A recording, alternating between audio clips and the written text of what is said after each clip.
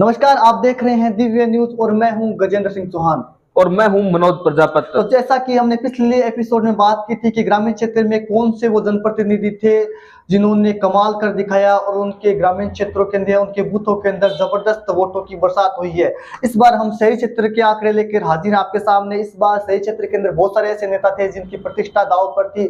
नगरपालिका अध्यक्ष राजकरण चौधरी के ऊपर बड़ी जिम्मेदारी थी कि वो कांग्रेस को मजबूत करे, क्योंकि वो नगरपालिका अध्यक्ष है और जबरदस्त सरदार शहर के अंदर कांग्रेस का इस समय बहुमत है और कांग्रेस की नगरपालिका है। तो ऐसे में सारथी की भूमिका में नगरपालिका अध्यक्ष राजकरण चौधरी है वो नजर आए। इसके अलावा राजेश पारी जो कि प्रचार कमेटी के अध्यक्ष है, उनके ऊपर भी बड़ी जिम्मेदारी थी कांग्रेस को मजबूत करने की। वहीं भाजपा की ओर से भी कई सारे ऐसे दिग्गज नेता थे जिनके ऊपर बड़ी जिम्मेदारी थी कि वो भाजपा को मजबूत करे। और ऐसा लग भी रहा था कि भाजपा के नेताओं ने काफी मेहनत की, लेकिन वो मेहनत है वो बेकार ही गई, क्योंकि शहरी क्षेत्र की बात करें तो जबरदस्त समर्थन है वो इस दफा कांग्रेस को मिला। कई ऐसे वार्ड है जहां वर्षों तक कांग्रेस का नामो निशान नहीं था, मतलब कि कांग्रेस का कम जनाधार था, लेकिन इस दफा कांग्रेस हर वार्ड में लीड लेती हुई नजर आई और जिसका नतीजा ये निकला कि कांग्रेस की जीत का अंतर है वो बढ़ गया और सरदार शहर के अंदर 8,000 के करीब मतदाता है वो कांग्रेस को अधिक वोट करते हुए दिखाई दिए, यानी कि 8,000 के करीब लीड है वो कांग्रेस की चुनाव में रही। जी गजेंद्र, मैं बता दूं, ये इसका मैं मुख्य कारण मानता हूं नगरपालिका अध्यक्ष राजकरण चौधरी को। उनके द्वारा जो पिछले नगरपालिका अध्यक्ष बनने के बाद में जो काम किए गए, अगर उन मुख्य कामों में से अगर एक बड़ी समस्या सरदार शहर की मानूं तो एक वर्षों से समस्या चली आ रही थी सरदार शहर के पानी निकासी की, जिससे हर आमजन तरसता, पूरा शहर तरसता और शहर के पूरे जो व्यापारी है वो उस समस्या से त्रस्त थे। कारण ये था कि जब हल्की सी बारिश होती थी उसके 4 से 5 दिन बाजार बंद रहता था, व्यापारी परेशान होते थे, शहरवासियों को भी अलग अलग रास्ते से होकर गुजरना पड़ता था, जो मुख्य बाजार के जो ऑटो से निकलते थे वो भी अन्य रास्तों से होकर निकलते थे। तो कहीं ना कहीं ये एक बड़ी समस्या थी। अब अगर बारिश आती है तो बारिश आने के 2 से 3 घंटे 4 घंटे के अंदर पानी को पूरा निकासी कर दिया जाता है। उसके साथ ही अगर बात करें शहर के कच्चा बस स्टैंड की, कच्चा बस स्टैंड एक ऐसा स्थान था जहां पर भी हल्की सी बारिश आने के बाद आने वाले 5-6 दिनों तक पैदल आदमी वहां से गुजर नहीं पाता था। जो वहां के व्यापारी है वो परेशान होते थे, जो रेडी लगाते थे वो परेशान होते थे। लेकिन आज अगर कच्चा बस स्टैंड को देखें तो एक सुंदर रूप दे दिया गया है और कितनी भी बारिश आ जाए कच्चा बस स्टैंड पर अब पानी नहीं रुकता। तो कहीं ना कहीं राजकरण चौधरी द्वारा जो काम किए गए, अन्य भी राजकरण चौधरी द्वारा कई ऐसे काम किए गए जो पट्टा वितरण में जैसा कि रुचि दिखाई, तो शहर के अंदर एक माहौल बना, काफी लोगों तक पट्टा पहुंचा। जो पिछले काफी सालों से पट्टे का इंतजार कर रहे थे वो उन लोगों को राजकरण चौधरी की एक अहम भूमिका रही पट्टा देने में, अहम भूमिका रही। और राजकरण चौधरी जी ने इन नाम पर वोट भी मांगे कांग्रेस के लिए, अनिल शर्मा के लिए, और इसका परिणाम ये रहा कि कांग्रेस को अच्छी खासी लीड है वो शहरी क्षेत्र में मिली। हालांकि लग ऐसा रहा था कि शहरी क्षेत्र में इस बार कांटे का मुकाबला होगा, हर बार होता है वैसे ही। हालांकि मुस्लिम वार्डों में जरूर कांग्रेस हमेशा अच्छी लीड लेती है, लेकिन अन्य जो वार्ड है वहां पर कांग्रेस इतना अच्छा नहीं कर पाती। लेकिन इस बार हर वार्ड के अंदर कांग्रेस ने अच्छा किया, चाहे रामनगर का क्षेत्र ले ले या फिर काका कॉलोनी का क्षेत्र ले ले, जहाँ राशिद आते हैं, राजेश पारिक के वार्ड में भी। बिल्कुल। अब मैं एक चीज और बता दूं, जो भी कांग्रेस के पार्षद थे वो अपने काम पर वोट मांगते हुए नजर आए और उसका पूरा श्रेय था राजकरण चौधरी को, क्योंकि सरदार शहर में उन्होंने ऐसे ऐतिहासिक काम किए जो आज तक नहीं हुए, जो लोग वर्षों से उन कामों का इंतजार था। उसके नाम पर पार्षद भी है वो वोट मांगते नजर आए कि हमने आपके क्षेत्र में, आपके वार्ड में, हमारे वार्ड में काम किया। अंजुमन बूथ की बात करेंगे जहां पर कांग्रेस को सबसे ज्यादा लीड मिली, 700 वोटों की लीड मिली। यहाँ पर आर्य भाटी का जादू भी चला इन वार्डों। बिल्कुल बिल्कुल। देखिए मुंशी शाह भाटी 35 नंबर निर्दलीय पार्षद जीते थे। उसके बाद में बिल्कुल कांग्रेस का दामन थामा और लगातार उन्होंने अपने वार्ड में काम किया और एकमात्र 295 बूथ कुल बूथ थे इस विधानसभा चुनाव में। और उन बूथों में से अगर एक बूथ ऐसा था जो जिसमें 737 वोट है वो कांग्रेस ने बढ़त बनाई थी, तो एकमात्र ऐसा बूथ था जहां पर इतनी बड़ी बढ़त है वो कांग्रेस की बनी थी। इसके अलावा अन्य वार्डों के अंदर भी मोहम्मद आरिफ भाटी का जादू चला है, जो कि मुंशी शाह भाटी के पुत्र हैं। उन्होंने मुस्लिम एरियाज की जिम्मेदारी उन्हें दी गई थी, गांव के अंदर भी उन्होंने दौरे किए और उसका असर भी उन्हें देखने को मिला। इसके अलावा भाजपा की बात करें तो सुनील मीणा का जादू भी चला है उनके वार्ड में, वहां पर भी बीजेपी ने अच्छी। बिल्कुल गजेंद्र, इसमें एक चीज और बता दूं, एक दीपा इंडियन पब्लिक स्कूल जो वार्ड नंबर 22 है वहां पर मनोनीत पार्षद चंपालाल राक्षी, वो खुद जब नगरपालिका चुनाव उन्होंने लड़ा तो वार्ड पार्षद का चुनाव हार गए थे, लेकिन उन्होंने भी काफी मेहनत की इस बार। और वहां से हमेशा जब विधायक भंवरलाल शर्मा चुनाव लड़ते थे तो हमेशा बीजेपी आगे रहती थी उस वार्ड का। एक कारण ये भी है कि मधुसूदन जी के जो भाई है राजेंद्र जी राजपुरोहित, वो भी इस बार काफी भाजपा में चले जाने के कारण उन्होंने भी काफी नुकसान पहुंचाया, लेकिन वो नुकसान दिखा नहीं। चंपालाल सैनी की मेहनत रंग लाई और उन्होंने भी इस बूथ से है वो कांग्रेस को काफी आगे बढ़ाया। ये भी एक करिश्मा था इस बिल्कुल, ये उपचुनाव निश्चित में। रूप से करिश्मा था। जिस प्रकार से माली समाज का एकजुट होकर कांग्रेस के लिए मतदान करना कहीं दर्शाता है। इसके अंदर अहम भूमिका तो ये रही कि सीएम अशोक गहलोत सरदार शहर के अंदर 2 सभा की चलते चुनाव के अंदर उसका असर रहा। इसके अलावा माली समाज की बात करें तो चंपालाल सैनी हो या फिर शिव भगवान सैनी हो, दोनों ही नेताओं ने अच्छी मेहनत की और उसी का नतीजा है कि कांग्रेस को माली समाज के भी इतने अच्छे तादाद में वोट मिले। इसके अलावा हम कुछ और अन्य वार्डों की बात करें तो जैसे सुनील मीणा है, उनको अच्छी खासी सफलता मिली। इसके अलावा मदन ओझा के वार्ड में भी अच्छी खासी बीजेपी ने बढ़त बनाई। इसके अलावा कई सारे अन्य वार्ड थे, चाहे राजेश पारीक के वार्ड की बात करें, उनके वार्ड के अंदर भी कांग्रेस का अच्छा प्रदर्शन, हालांकि उनके वार्ड में हमेशा कांग्रेस का अच्छा प्रदर्शन बिल्कुल रहता ही है। एकमात्र पार्षद ऐसे हैं जो सबसे बड़ी लीड लेकर अगर नगर पालिका चुनाव की देखें तो वो जब पार्षद बन के आते हैं तो वो अपना ही रिकॉर्ड तोड़ते हैं। सब जो इस बार जो 55 पार्षद थे उनमें से सबसे ज्यादा लीड लेकर वो नगर पालिका में आए थे और हर बार वो अपना रिकॉर्ड तोड़ के आते हैं। हर बार सभी पार्षदों से ज्यादा लीड लेकर वो आते हैं। इसके अलावा रामनगर बास के हमेशा भाजपा आगे रहती है, लेकिन इस बार टक्कर का मुकाबला देखने को मिला। इसकी मुख्य वजह थी जितेंद्र सिंह हाडा, जिन्होंने काफी अच्छी उन वार्डों के अंदर मेहनत की। उसका असर ये रहा कि कांग्रेस ने वहां पर अच्छा प्रदर्शन किया। कई अन्य वार्ड भी ऐसे जहाँ पर कांग्रेस ने अच्छा प्रदर्शन किया। हालांकि प्रत्येक वार्ड की हम चर्चा करेंगे कि शहर क्षेत्र में कौन से वार्ड जहाँ पर किस नेता ने अच्छा प्रदर्शन किया, किस के हाथ निराशा लगी। जी शुरुआत करते हैं। जी शहरी वार्ड का जो बूथ शुरू होता है वो होता है 107 नंबर से। 107 number booth Sethia guest house का बूथ था, जहां पर कांग्रेस को 258 वोट मिले, भाजपा को 348 वोट मिले और आरएलपी पार्टी को 7 वोट मिले। अब शहरी क्षेत्र में आरएलपी पार्टी को इतने वोट नहीं मिले तो हम कांग्रेस और भाजपा की ही बात करेंगे दो की। तो उसके आगे अगर बढ़ते हैं, सैनी धर्मशाला ये बूथ है वो पिंटू नाई जो कांग्रेस से पार्षद है उनका बूथ था, लेकिन यहाँ पर कांग्रेस को 266 वोट मिले, भाजपा को 501 वोट मिले। तो इन यहाँ पर कहीं ना कहीं देखा जा सकता है कि पिंटू नाई का जादू है, वो कांग्रेस के पक्ष में मतदान करवाने में वो सफल नहीं हो, असफल आए नजर आए। उसके अलावा अगर बात करें 109 नंबर की, तो ये बापा शाह सदन का बूथ है, जहां पर कांग्रेस को 325 वोट मिले, भाजपा को 492 वोट मिले। और 110 नंबर बूथ भी बापा शाह सदन का ही है, 359 वोट कांग्रेस को मिले, 480 वोट भाजपा को मिले। ताराचंद सैनी का वार्ड है, लेकिन यहाँ पर ताराचंद सैनी पहली बार कांग्रेस के पार्षद चुने गए। यहाँ पर अधिकांश समय तक भाजपा के पार्षद, अधिकांश ही नहीं, जब से नगर पालिका का यहाँ पर गठन हुआ है सरदार शहर के अंदर, उसके बाद में एक इतिहास कायम था कि जो वो क्षेत्र है, उस क्षेत्र वार्ड हालांकि बदलते गए, काफी इधर होते गए, लेकिन उस क्षेत्र का जो वार्ड था उसमें कभी कांग्रेस ने चुनाव नहीं जीता था। लेकिन ताराचंद सैनी द्वारा ये करिश्मा यहाँ पर किया गया तो पहली बार है वो उन्होंने कांग्रेस की ये सीट जीती थी। कांग्रेस की सीट जीती थी, हालांकि विधानसभा चुनाव के अंदर वो कमाल नहीं दिखा पाई, क्योंकि परंपरागत रूप से वो बीजेपी का वार्ड रहा है और वहाँ पर जो खाती समाज के लोग हैं, सुतार समाज के लोग, उनकी बाहुल्यता है। बिल्कुल बिल्कुल। उसके बाद में 111 नंबर बूथ है खांडलवी परिषद, जहां पर कांग्रेस को 394 वोट मिले, भाजपा को 436 वोट मिले। और अगर उसके आगे मैं बात करूं तो बापा शाह सदन का पूर्वी भाग है, 100 बूथ नंबर 112 जो अशोक मेहरा के वार्ड से आता है, 499 वोट कांग्रेस को मिले, भाजपा को 332 वोट मिले।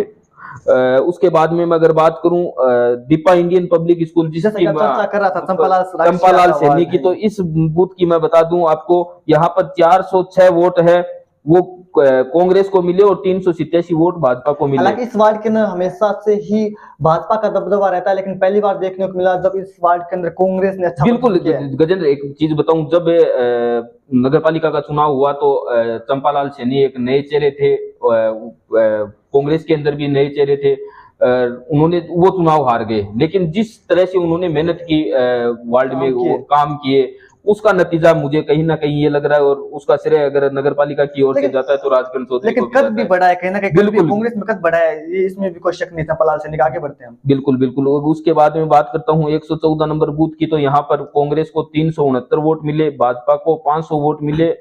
उसके बाद में बात करते हैं 115 नंबर बूथ की, जहां पर ये है राजकीय प्राथमिक विद्यालय नंबर 11 का बूथ है, जहां पर कांग्रेस को 379 वोट मिले, भाजपा को 283 वोट मिले। उसके बाद में बढ़ते हैं 116 नंबर बूथ सामुदायिक वार्ड नंबर 15 सरदार शहर का ये बूथ है जहां पर कांग्रेस को 257 और भाजपा को देखिए 251 ये बूथ जो है काका कॉलोनी का बूथ आता है, यहाँ पर राजेश माफ कीजिएगा, यहाँ पर हंसराज पार्षद है। हालांकि ये वार्ड भी बीजेपी का रहा है, यहाँ पर भी अधिकांश समय देखा गया कि बीजेपी का दबदबा रहा है, लेकिन इस बार हंसराज की मेहनत है वो रंग लाई है और इस वार्ड के अंदर कांग्रेस ने अच्छा प्रदर्शन किया। पहली बार कांग्रेस ने इस वार्ड से लीड हासिल की है। जी अब आगे बढ़ते हैं। ये वार्ड है सुनील मीणा का 117 नंबर बूथ और 118 नंबर बूथ। 117 नंबर बूथ की अगर बात करें तो 319 वोट है वो कांग्रेस को मिले और 502 वोट है वो भाजपा को मिले। इसे अगर 118 नंबर बूथ की बात करें तो 364 वोट है वो कांग्रेस को मिले और 318 वोट भाजपा यहाँ को पर मिले। कहीं ना कहीं सुनील मीणा का जादू चला है और काफी बिल्कुल सरदार शहर में कई ऐसे युवा नेता हैं जो काफी अच्छा काम करें, चाहे सुनील मीणा हो, राजेश पारिक हो, हंसराज सिद्धू हो, चाहे मदन ओझा, इस प्रकार कई सारे ऐसे युवा नेता हैं जो काफी तेजी के साथ राजनीति में कद बढ़ा रहे हैं और ये अच्छी बात है हमारे शहर के लिए, किस प्रकार के युवा है वो तेजी से सरदार शहर में आगे बढ़ रहे हैं राजनीति के क्षेत्र में। अब और जी इनसे काफी कुछ युवा सीख भी सकते हैं। जी गजेंद्र, अब बात करते हैं जो भाजपा से प्रत्याशी थे अशोक पिंचा उनके बूथ की। तो यहाँ ये 119 नंबर बूथ है और 120 वोट है वो कांग्रेस को मिले, 266 वोट है वो भाजपा को मिले। यहाँ पर तो कहीं ना कहीं यहाँ पर अशोक पिंचा जहां मतदान करते हैं वहां पर भाजपा ने बढ़त बनाई है। उसके आगे अगर बात करते हैं 120 नंबर बूथ की, ये जय देवी सोनी राजकीय उच्च प्राथमिक विद्यालय का बूथ है जहां पर 341 वोट कांग्रेस और 293 वोट भाजपा। उसके बाद में इसी स्कूल का एक 121 नंबर बूथ है जहां पर 261 वोट कांग्रेस और 230 वोट है वो भाजपा। उसके बाद में इसी उस स्कूल का एक 122 नंबर बूथ और है जहां पर 348 वोट कांग्रेस और 259 वोट है वो भाजपा को मिले हैं। 123 नंबर बूथ की अगर बात करें तो ये राजकीय उच्च प्राथमिक विद्यालय नंबर 7, इसमें 617 वोट कांग्रेस को मिले हैं और 295 वोट है वो भाजपा को मिले हैं।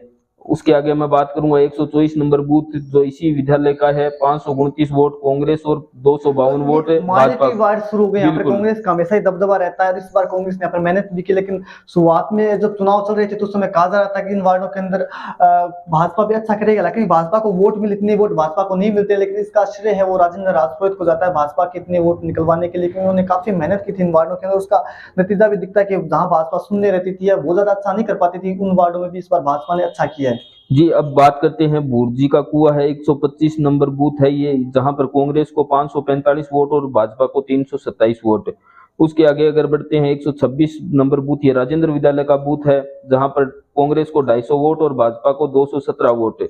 127 नंबर बूथ ये भी राजेंद्र विद्यालय का है जहां पर कांग्रेस को 304 वोट और भाजपा को 197 यहाँ पर साहिल परिवार का दबदबा रहा है।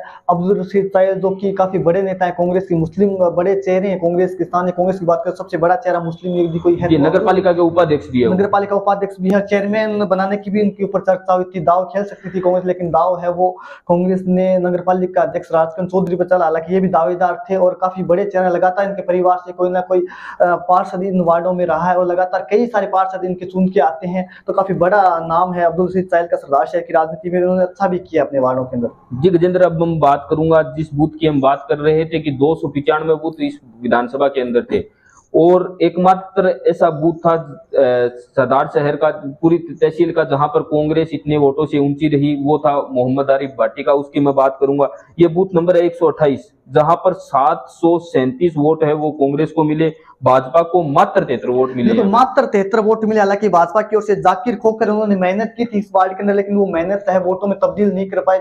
मोहम्मद आरिफ भाटी की बात करें तो उनके पिता का नाम है मुंशी शाह भाटी, जो कि 35 नंबर वार्ड से निर्दलीय चुनाव जीत गए थे। इस वार्ड के अंदर इन्होंने भाजपा और कांग्रेस दोनों ही नेताओं को हराया था और निर्दलीय के रूप में चुन किया थे। हालांकि आगे चल के इन्होंने कांग्रेस का दामन थाम लिया था। इनके पुत्र मोहम्मद आरिफ भाटी की बात करें तो कई सारे सामाजिक संगठनों में जुड़े हुए हैं और लगातार सामाजिक कार्यक्रमों में बढ़ चढ़ कर हिस्सा लेते हैं। कांग्रेस की जीत के बाद भी ये पूरे वार्ड के अंदर लाडू बंटवा रहे हैं, इसके अलावा कंबल भी बंटवा रहे हैं, तो काफी अलग अलग सामाजिक कार्यक्रमों में बढ़ चढ़ कर हिस्सा लेते रहते हैं। ट्यूबवेल का भी निर्माण करवाया था जब ये पार्षद नहीं थे और अन्य भी काम करवाते रहते हैं। उसी का नतीजा है कि दिल खोल कर इनके वार्ड के लोगों ने इन्हें वोट दिया है, इनके नाम पर वोट दिया है कांग्रेस को, कांग्रेस को इन्होंने मजबूत किया है। जी गजेंद्र, मैं इनका जादू यहीं तक नहीं चला। 129, 130 और 131 जो राजकीय अंजुमन विद्यालय में जो बूथ थे उनमें आरिफ भाटी का है वो बिल्कुल, तीनों में हम जानते जादू हैं, चला। गली-गली गए थे ये, बिल्कुल एक-एक बिल्कुल बार कई बिल्कुल। सारे कांग्रेस के बड़े उन्होंने नेता आए थे उसके अलावा। तो युवा नेताओं को लेकर उन्होंने जनसंपर्क भी किया था और कहीं ना प्रदेश कहीं अध्यक्ष आए थे बिल्कुल एनएसयूआई के, उनके भी गली-गली लेके गए थे। इसके अलावा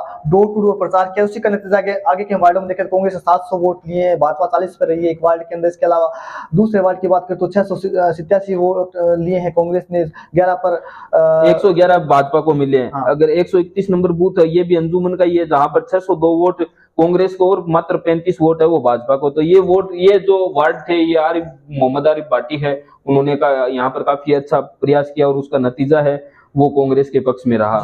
उसके बाद में 132 नंबर बूथ है श्रीमती फातिमा कोकर राजकीय उच्च प्राथमिक विद्यालय, इसका बायां भाग है जहां पर भी कांग्रेस ने अच्छा प्रदर्शन किया, 599 वोट लिए, भाजपा को यहाँ पर भी 83 वोट मिले। उसके बाद में इसी स्कूल का 133 नंबर बूथ है जहां पर कांग्रेस को 279 वोट मिले और भाजपा को मात्र 25 वोट मिले।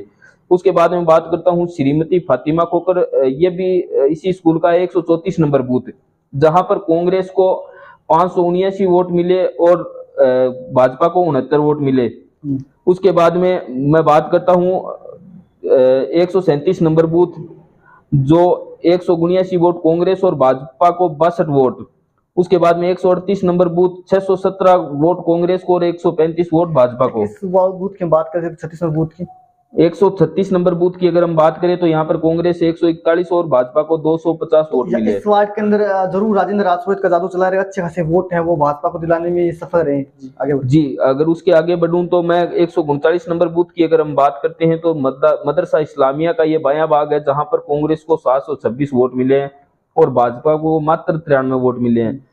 इसी मदरसे के 140 नंबर बूथ की अगर बात करूं तो यहाँ पर भी कांग्रेस ने अच्छा खासा प्रदर्शन किया, 614 वोट कांग्रेस को मिले और 98 वोट भाजपा को मिले हैं।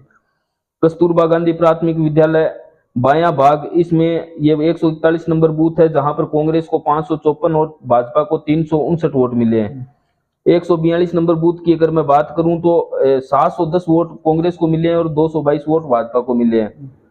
उसके बाद में हरिजन बस्ती 143 नंबर बूथ जहां पर 245 वोट है वो कांग्रेस को मिले हैं और 250 वोट भाजपा को मिले हैं। 144 नंबर बूथ पर 549 वोट कांग्रेस और 229 वोट भाजपा को मिले हैं। 145 नंबर बूथ की अगर बात करूं तो 470 वोट है वो कांग्रेस को और 302 वोट है वो भाजपा को मिले हैं। 146 नंबर बूथ की अगर बात करूं तो 634 वोट कांग्रेस और 199 वोट है वो भाजपा को मिले हैं। 147 नंबर बूथ की हम बात करें मौसम धर्मशाला का ये बूथ है और जहां पर 390 वोट कांग्रेस और 324 वोट भाजपा को मिले। अनिल शर्मा का बूथ है जहाँ पर अनिल शर्मा ने वोट डाला था वही बूथ होगा संभवतः, तो यहाँ पर भी कांग्रेस ने अच्छा प्रदर्शन किया है और हमेशा यहाँ पर हालांकि भाजपा अच्छा प्रदर्शन करती है लेकिन इस दफा कांग्रेस की आंधी वो हर वार्डों के अंदर चली है। जी बिल्कुल। उसके बाद में बढ़ते हैं 148 नंबर बूथ जहां पर कांग्रेस 197 वोट और भाजपा को मिले हैं 201 वोट। 149 नंबर बूथ की मैं बात करूं तो यहाँ पर कांग्रेस को 350 वोट और भाजपा को 370 वोट। 150 नंबर बूथ ये नंदीश्वर समिति चौधरी कुआ का बूथ था जहां पर कांग्रेस को 467 वोट और भाजपा को 337 वोट। 151 नंबर बूथ की अगर हम बात करें तो यहाँ पर भी 454 वोट है वो कांग्रेस को मिले हैं और 472 वोट है वो भाजपा को मिले हैं। तो कहीं ना कहीं नंदीश्वर समिति वाला मुझे मुंशी सातेली है वार्ड पार्षद, मुझे ये वो बूथ लग रहा है जहां पर कांग्रेस ऊंची रही है। बिल्कुल, मुंशी तेली है, हाँ मुंशी तेली जो कि काफी अच्छे नेता वार्ड पार्षद है, जीत के आए इस बार वार्ड पार्षद है और उनके वार्ड में अच्छा प्रदर्शन कांग्रेस ने किया है। जी। 152 नंबर बूथ की अगर मैं बात करूं तो झालरिया धर्मशाला का ये बूथ है जहां पर 435 वोट कांग्रेस को मिले और 386 वोट भाजपा को मिले हैं। 153 नंबर बूथ की अगर मैं बात करूं तो यहाँ पर 290 वोट कांग्रेस को मिले और 268 वोट भाजपा को मिले हैं। 154 नंबर बूथ पर 404 वोट कांग्रेस को और 389 वोट भाजपा को। 155 नंबर बूथ पर यह है रामनगर का बूथ है जहां पर 275 वोट है वो कांग्रेस को मिले और 386 वोट भाजपा को मिले। 156 नंबर बूथ की अगर मैं बात करूं तो यहाँ पर 519 वोट कांग्रेस को और 374 वोट भाजपा को। 157 नंबर बूथ की बात करें तो यहाँ पर 558 वोट कांग्रेस को और मात्र 84 वोट है वो भाजपा को मिले हैं। 158 नंबर बूथ पर 498 वोट है वो कांग्रेस को मिले हैं और 373 वोट है वो भाजपा को मिले हैं। देखिए ये जो बूथ है गजेंद्र, ये कहीं ना कहीं अमरजी मीणा जो वार्ड पार्षद है, वरिष्ठ वार्ड पार्षद बिल्कुल है, 7 बार पार्षद रहे हैं, हाँ, उनके उनके आसपास का वार्ड है ये। बिल्कुल तो यहाँ पर सिर्फ भी कांग्रेस है वो ऊंची रही है। जो 159 नंबर बूथ की अगर मैं बात करूं तो 332 वोट कांग्रेस को और 379 वोट है वो भाजपा को मिले हैं। 160 नंबर बूथ पर 441 वोट कांग्रेस को और 411 वोट है वो भाजपा को मिले। तो गजेंद्र कहीं ना कहीं इस बार उन वार्डों में फेरबदल देखा गया जहां से भाजपा हमेशा परंपरागत रूप से भाजपा आगे रहती थी, लेकिन इस दफा भाजपा कांग्रेस की टक्कर की बात करें तो यहाँ पर कहीं ना कहीं भाजपा पिछड़ती हुई नजर आई और इन वार्डों के अंदर कांग्रेस ने अच्छा प्रदर्शन किया, जिसकी मुख्य वजह यही थी कि यहाँ के नेताओं ने काफी मेहनत की, नगर पालिका अध्यक्ष राजकरण चौधरी ने काफी मेहनत की और उन पर बड़ी जिम्मेदारी भी इस बार बनती थी क्योंकि नगर पालिका अध्यक्ष हैं और उनके नाम पर ईसाई क्षेत्र में कांग्रेस ने वोट मांगे। हालांकि लोगों ने श्रद्धांजलि भी कहीं ना कहीं दिवंगत विधायक पंडित भोला शर्मा को दी है, दिल खोल कर दी है और सच्ची श्रद्धांजलि अनिल शर्मा को जिता कर दी है। तो ऐसे में कहीं ना कहीं उनका काम बोला है राजकरण चौधरी का, इसके अलावा श्रद्धांजलि भी लोगों ने दी है। जी, उसके बाद में बात करते हैं 161 नंबर बूथ की, जहां पर कांग्रेस को 352 वोट मिले और भाजपा को 426 वोट मिले। 162 नंबर बूथ की बात करें तो ये बाणीदाबास पंचायती भवन का वार्ड है, बूथ है, जहां पर 158 वोट कांग्रेस को मिले हैं और 264 वोट है वो भाजपा को मिले हैं।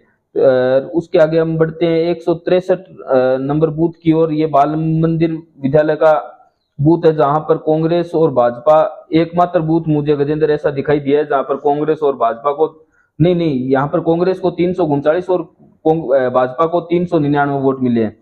उसके बाद में 165 नंबर बूथ की बात करें तो कांग्रेस को 244 और भाजपा को 222। 166 नंबर बूथ की बात करें तो 189 कांग्रेस को और 271 भाजपा को। 167 नंबर ये शहर का अंतिम बूथ है जहां पर 411 वोट कांग्रेस को और 489 वोट है वो भाजपा को मिले। लेकिन ये बूथ में एक रोचक तथ्य यही भी रहा कि आरएलपी शहरी क्षेत्र में एकमात्र बूथ ये ऐसा था 167 जहां पर 138 वोट आरएलपी पार्टी ने भी इस बूथ से शहर का सर्वाधिक स्कोर है, 138 वोट इस बूथ से लिए। और अन्य बूथों की बात करें तो आरएलपी कहीं 10, कहीं 15, कहीं 20, कहीं 30, कहीं 50 वोट लेकर सीमित हो गई और यही हम बता रहे थे कि सही क्षेत्र में भी आरएलपी पार्टी मेहनत करती तो निश्चित रूप से परिणाम है आज कुछ और होता आरएलपी पार्टी का, लेकिन सही क्षेत्र में आरएलपी पार्टी ने बहुत ज्यादा मेहनत नहीं की, सिर्फ ध्यान है वो केंद्रित रखा ग्रामीण क्षेत्र में। हालांकि ग्रामीण क्षेत्र में आरएलपी को अच्छी खासी बढ़त मिली, लेकिन सही क्षेत्र में हाशिए पर चली गई आरएलपी पार्टी और इसी का नतीजा रहा कि कांग्रेस पार्टी ने अच्छी खासी लीड ली और भाजपा को पछाड़ दिया और बड़े अंतर के साथ सरदार शहर के अंदर जीत दर्ज की। इसका श्रेय है वो अनिल शर्मा को जाता है, उन्होंने सदैव अंदाज में प्रचार किया। इसका श्रेय है वो राजकरण चौधरी को जाता है जिन्होंने अच्छी खासी मेहनत की, उनका काम बोला। इसके अलावा राजेश पारिक हो, राष्ट्रीय दो या फिर अन्य युवा नेता हो, मोहम्मद आरिफ भाटी हो, जितेंद्र सिंघाटा हो, जितेंद्र राजवी हो, इन नेताओं की भी अच्छी खासी मेहनत रही, जिसका परिणाम ये रहा कि कांग्रेस ने 26,852 वोटों से सरदार शहर को फतेह कर लिया, सरदार शहर में हाथ को मजबूत किया और अशोक गहलोत की झोली में एक और सीट डाल दी उपचुनाव के जरिए। तो कहीं ना कहीं यहाँ पर कांग्रेस की आंधी चली है, क्या कहना चाहेंगे इस पर? जी गजेंद्र, बिल्कुल जिस तरह से इस चुनाव को हम देख रहे थे, एक सहानुभूति कार्ड के नाम पर मुख्यमंत्री अशोक गहलोत ने अनिल शर्मा को टिकट दी थी और सहानुभूति कार्ड है वो खेला था। वो मुख्यमंत्री अशोक गहलोत है वो भी सरदार शहर में 2 बार आए थे। उसके बाद में मैं दर्शकों को बता दूं कि उन्होंने 2 जनसभाएं, एक तो शहर के गांधी चौक और एक शहर के राजीव गांधी खेल मैदान में की थी, जिसके बाद जो पूरा माहौल है वो कांग्रेस के पक्ष में कर दिया। बीजेपी के नेताओं की अगर बात करें तो विधानसभा नेता प्रतिपक्ष गुलाब चंद कटारिया, उप नेता प्रतिपक्ष राजेंद्र राठौड़, भाजपा प्रदेश अध्यक्ष सतीश पूनिया सहित कई जो भाजपा के दिग्गज नेता थे वो लगातार यहाँ पर आए और उन्होंने भाजपा के पक्ष में बड़ी बड़ी सभाएं की, बड़ी बड़ी मीटिंगें की और लगातार वो सरदार शहर में डटे रहे। लेकिन आखिरकार जो नतीजा आया उससे कहीं ना कहीं वो नाखुश होंगे और कहीं ना कहीं उन्हें भी लगा होगा कि जो मेहनत उन्हें करनी चाहिए थी वो नहीं कर पाए और वोटरों को वो अपनी ओर नहीं लुभा पाए। इसके अलावा कांग्रेस के कई सारे ऐसे नेता थे जो अच्छी मेहनत की, फारूक खान की बात करें, इनके चेयरमैन रहे थे। इसके अलावा ओम प्रकाश पारिक है जो रिद्धि सिद्धि डेयरी चलाते हैं, इनको मैंने देखा था गजेंद्र, इनके कार्यक्रम में भी गया था मैं। इन्होंने अपनी डेयरी में एक कार्यक्रम रखा था और उसमें अनिल शर्मा और उनके पुत्र को घी से तोला था गजेंद्र, लगभग 1 कुंटल 30 किलो घी उन्होंने अनिल शर्मा को दिया था। इसके अलावा कई सारे नेता रहे जिनकी मेहनत है वो रंग लाई, चाहे सैनी समाज की बात करें, शिवकुमार सैनी हो या फिर चंपालाल सैनी हो, इनकी पूरी टीम ने सीएल ग्रुप के माध्यम से काफी अच्छी मेहनत की और इसी का नतीजा रहा कि युवा नेताओं ने काफी अच्छी मेहनत की। कांग्रेस के हालांकि शुरुआत में लग रहा था कि सही क्षेत्र में शायद कांग्रेस पिछड़ जाएगी, बराबर का आंकड़ा रह सकता है, लेकिन ऐसा हुआ नहीं। कांग्रेस ने सही क्षेत्र में भी अच्छी खासी लीड रही और इसी का नतीजा रहा कि सरदार शहर के अंदर कांग्रेस ने बड़े अंतर के साथ भाजपा को मात दी और शायद ये हार है वो भाजपा को निश्चित रूप से याद रहेगी और इस हार के अंदर कहीं ना कहीं आरएलपी की ताकत भी छुपी हुई है और आरएलपी की ताकत दिखाई, जिसका नतीजा रहा कि सरदार शहर में भाजपा को मुक्की खानी पड़ी और इतनी जबरदस्त और करारी हार है वो सरदार शहर के अंदर भाजपा को मिली। तो कहीं ना कहीं नेतृत्व परिवर्तन अब हो सकता है सरदार शहर भाजपा में। आगे बढ़ते हैं हम। जी बिल्कुल गजेंद्र, ये तो मान के चलिए अब अगर नया चेहरा मिलेगा भाजपा अब भाजपा को नया चेहरा मिलने वाला है और जिस हिसाब से अशोक पिंचा का रुझान देखे तो वो तो एक बार और चाह रहे हैं कि उन्हें एक बार और टिकट मिले और लड़े। स्टेटमेंट आए हैं बिल्कुल बिल्कुल, अशोक पिंचा कहते हुए नजर आए। हालांकि वो तो आला कमान उनका तय करेगा कि आखिर किसके नाम पर भाजपा है वो सरदार से फिर से चुनाव लड़ती है। हालांकि वो ज्यादा समय है वो नहीं रहा है अनिल शर्मा के पास। जी बिल्कुल गजेंद्र, इसके लिए भी हम एक अलग बुलेटिन तैयार करेंगे, दर्शकों को बताएंगे कि भाजपा से इस बार कौन चेहरा है वो सरदार शहर में हो सकता है, किसके ऊपर जनता की चर्चा है, अशोक पिंचा पर जनता का अब क्या कहना है, इसके ऊपर भी एक बुलेटिन लेके आएंगे। और अब जनता है वो किसे अपना प्रत्याशी बनाना चाहती है, भाजपा जो कार्यकर्ता है वो किसे अगला अपना प्रत्याशी देखना चाहते हैं, इसके ऊपर भी हम एक बुलेटिन जल्द ही दर्शकों के लिए लेकर आएंगे। लेकिन एक बात तय हो चुकी है कि अनिल शर्मा है वो फाइनल हो चुकी है 2023 के अंदर। बिल्कुल बिल्कुल गजेंद्र, ये तो तय है कि 2023 का जो विधानसभा का सरदार शहर का चुनाव होगा उसके कांग्रेस की जो प्रत्याशी है वो तय हो चुकी है अनिल शर्मा। जिस प्रकार से लालचंद मुंड है वो वर्तमान में मेहनत कर रहे हैं अपनी पार्टी के लिए, जिस प्रकार सड़कों पर उतरे हुए इन दिनों के अंदर लगातार वो प्रदर्शन कर रहे हैं, आंदोलन कर रहे हैं, तो उससे लग रहा है कि लालचंद मुंड भी मन बना रहे हैं 2023 का चुनाव लड़ने का और शायद तक उनको टिकट भी आरएलपी पार्टी दे सकती है और लालचंद मुंड है वो करीब करीब आरएलपी पार्टी से भी उम्मीदवार हो सकते हैं। तो भाजपा है वो देखना होगा कि भाजपा आखिर किसके नाम पर चर्चा करती है, भाजपा का अगला चेहरा कौन होगा या फिर किसे भाजपा है वो सरदार शहर के अंदर कमल खिलाने की जिम्मेदारी देती है। आप बने रहिएगा दिव्य न्यूज के साथ और इसी प्रकार से हमें प्यार देते रहिएगा। हमें उम्मीद है कि हमारा ये शो आपको पसंद आया होगा और हम जल्द ही आपके लिए नए नए कार्यक्रम लाएंगे ताकि हमारा और आपका प्रेम यूं ही बना रहे। इसी के साथ आप छोटी से छोटी और बड़ी से बड़ी खबरों के लिए भी हमारे साथ बने रहें। हम शहर की तहसील की हर छोटी बड़ी खबर है वो आप तक पहुंचाएंगे, हमारे साथ हमेशा बने रहें। धन्यवाद। Thank you.